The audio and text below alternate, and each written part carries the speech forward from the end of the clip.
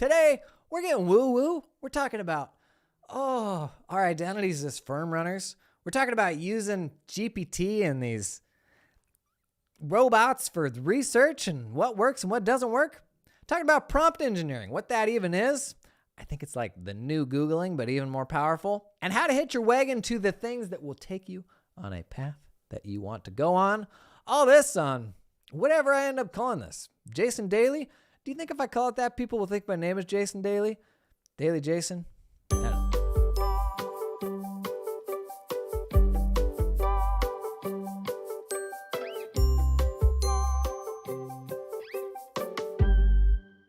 Can we get woo-woo to start things off here? So I got pretty touchy-feely on social last week, and a couple of people DM'd me.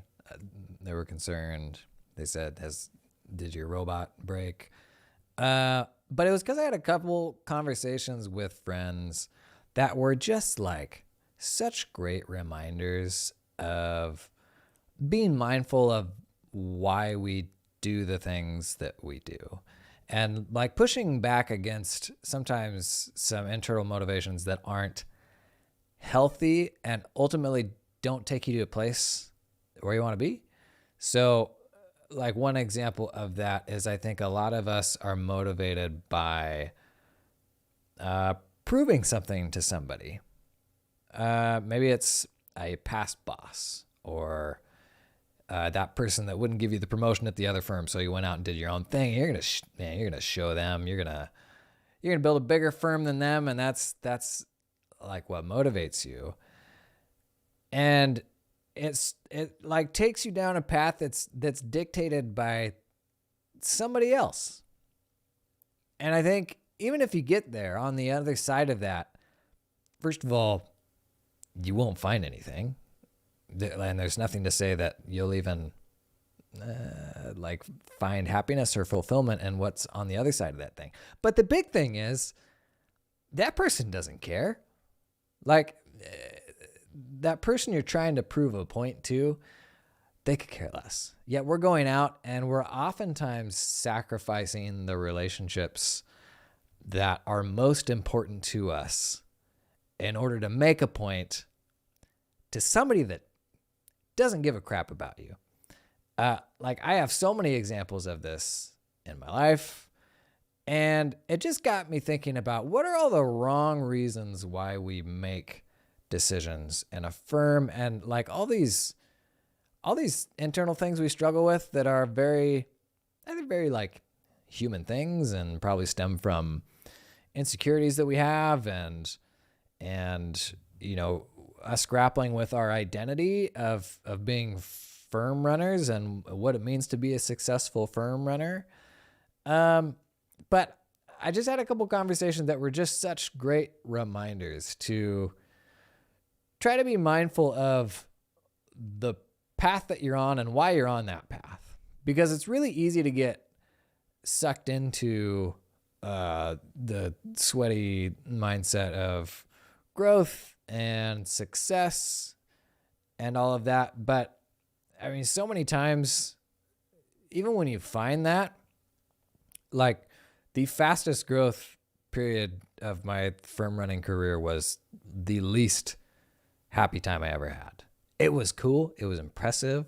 I won awards. I did interviews. But man, that stuff sucked. Like that was not fun at all. And maybe there's an element of like, it's easier to say that when you're on the other side of it. Or once you showed that past boss, once you showed them, now that you're on the other side of it, it's easy for you to say, yeah, none of it matters. But especially through the lens of like I'm married, I have children, I have young children.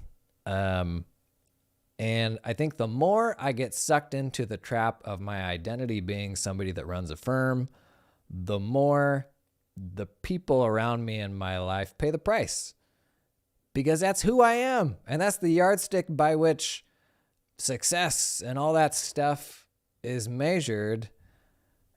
But a lot of times it's for all the wrong reasons. So like, I try to be like, and in one of these conversations, the person was like, you don't talk about family and you don't talk about not being an overachiever. In fact, probably look like the opposite just because you're doing so many things. But it was just a really like poignant reminder of really the greatest thing about running a firm to me is the freedom that it enables. The fact that you're not working for somebody else anymore and you get to make up the rules. And if you put yourself right back in that same box that you were in when you were working for somebody else, then what's the point?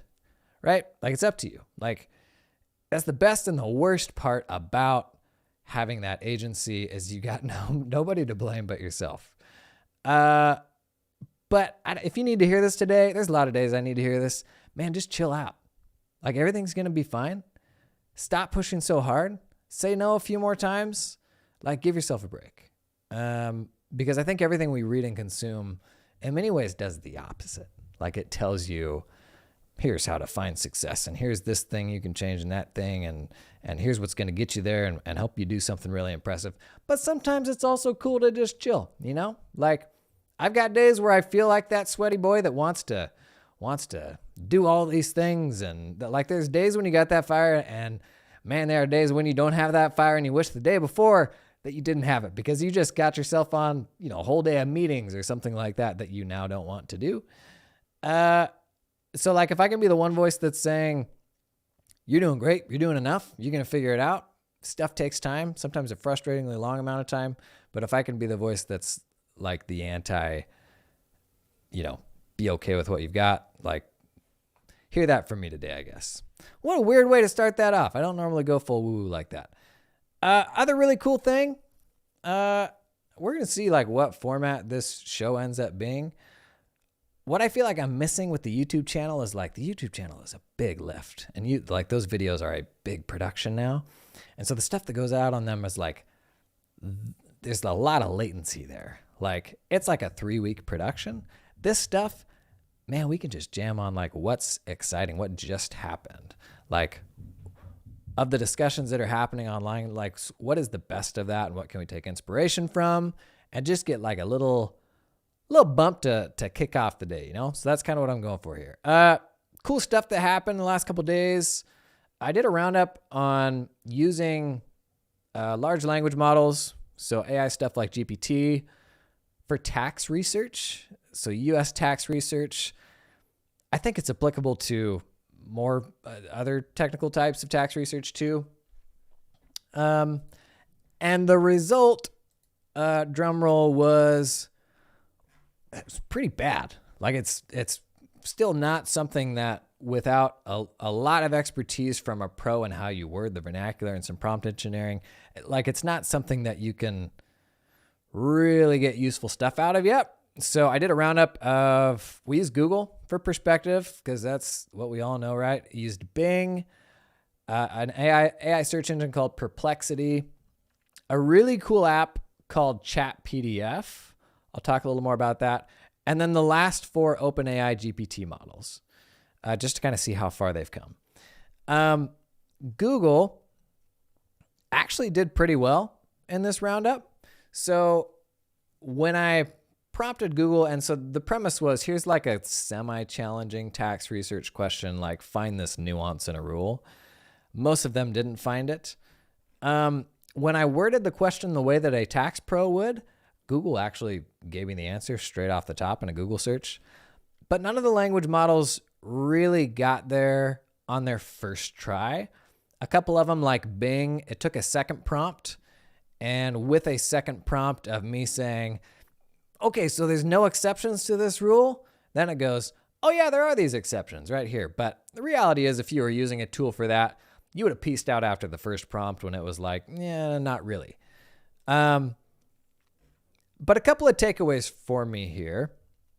One of the apps that we've looked at, which I've talked about a little bit because I think it's like an important paradigm shift, it's called Chat PDF.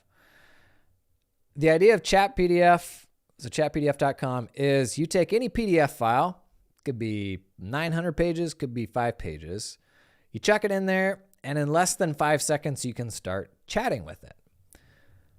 Which is kind of weird, because the way that we're used to working with PDF files is probably Control F. It's searching for a specific bit of text. But that kind of sucks because it's just text matching. So if you don't have the vernacular right, if you don't know the right word to get to what you're trying to get to, you're not going to find it. And especially in large documents, especially like IRS publications, that sort of thing, it'll take you to an explanation. But then 2 pages later, you may have a list of exceptions and all these other important considerations that it's not necessarily going to surface. As opposed to a service like this, where you can pose a very specific question to it, and it can see the entire document and pull all the bits out of that document that are relevant to your question. And this uses embeddings, but also GPT on top of embeddings, which is how it kind of stores all that information from the PDF. And so it's taking the best of a large language model like GPT, but limiting its context to just this document. So you're not getting all the other stuff that's in there, all the general knowledge that it has. It's just speaking to the document, which is kind of like the best of both worlds, right? It can frame things, explain things in a really helpful way, but it's only looking at the stuff you want it to look at. So my main 2 takeaways here is I think the best version of a research tool like this for a specific domain is when you can limit the scope of the language model to just the context that you want it to look at. Maybe that's the tax code or an IRS publication or that big old long bill that just passed that you don't want to read the whole thing. I think that's the best way to use a language model to get to specific information today, rather than that language model that knows everything, but with everything, there's no specificity. So it's like, okay, which tax year are you talking about? Or are you talking about the authoritative text or the 100 other blogs and listicles that were written about it? Reality is the language model is like the marriage of all of those things. But when it comes to technical research, like you probably want control over what context it's pulling from. And that makes, I think, the output much more useful. So chat PDF, like that's an interesting paradigm. We're seeing right now a ton of chat with X types of AI applications because that actually just got really easy to do. Chat with your help documentation, all these different things. So it'll be interesting to see the different ways that we can use that to, I don't know, simplify the stuff that we're already doing. The second big takeaway for me of going through that research exercise was the value of prompt engineering. So a couple of times I framed the question in the way that a non-tax pro would frame it, and the model, it was just not even close. But when I framed it with the vernacular that I knew would get me to kind of sort of what I wanted, or a couple of times I had a prefix on the prompt that said, using IRS publications. I just said that at the beginning. That actually gave me the correct answer because it only then used publications as kind of the authoritative source. And man, it's a reminder to me of just how much prompt engineering is now this really valuable skill. In many ways, it's like the new Googling, right? Like, man, I've toyed with this for years. Like, I would love to assess a potential employee's ability to Google things. It is such a learned skill. You know the people in your life who don't know how to do it well and how much of a barrier that is to get to good information. But man, in many ways, prompting and being able to write for ChatGPT and other language models in a way that will get you the result that you want is becoming such a valuable skill and will only compound as these models are getting better. And many of these AI products that we see out there, like all it is actually AI prompts behind the scenes. So you give it something and it wraps it with a prompt to say, do it in this voice or take the output of this and structure it this way. So for example, apps that are summarizing meetings. You're taking chunks of that meeting and then around that, you're doing prompt engineering to say, summarize this part, that part into bullet points. Like that's what actually goes to the language model. In the same way that I would add a prefix to say, use IRS publications, and that tells it the right way to do it. Many of the actual apps that we use are simply adding like wrapping around the message that you give it or parsing things out of that message and structuring what the request looks like when it goes to the language model. But it really, to me, is like the new Googling. And a lot of the anti-AI stuff I've seen online has kind of come from people who don't have a great grasp on prompt engineering yet. So I saw one high profile person that was posting on LinkedIn about having it generate a landing page for their firm. It generates all the landing page copy, and it was like very blah. And they're like, I don't see the value in this. It's too basic. But like, you got to understand, that's what a language model is it's like the average of everything. And if you don't give it any specific instructions to the contrary, the result is usually going to be pretty blasé. So you got to say, use this tone of voice, or say, hey, here's some stuff that I've written so that you understand my own tone of voice. Write this other thing in my tone of voice. And I don't know, nobody's going to just know that. And the best software is like, I don't know, intuitive and maybe makes that easier for you to understand. But it's a good example of how like small changes in how you prompt it give you much better results. Another thing that's come up a lot is people talking tax or other technical things with it without giving the language model enough context to answer it correctly. So asking it a question about unreimbursed employee expenses, which are no longer a thing generally with a couple exceptions. Used to be a thing in the past, isn't really now. That language model is not only trained on I guess it's not trained on current year tax knowledge because the training model ends for GPT-4 in September of 21, I think. But it includes everything before that. So what it's actually trained on is rules from 2012, just like 2015, just like 2020. And if you ask it a tax question or say, prepare the tax return based on this or that, without that context, what's it going to do?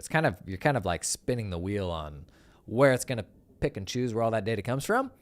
But it's really as simple as saying like, under 2021 federal tax rules, or whatever your tax agency is, you just have to be more specific.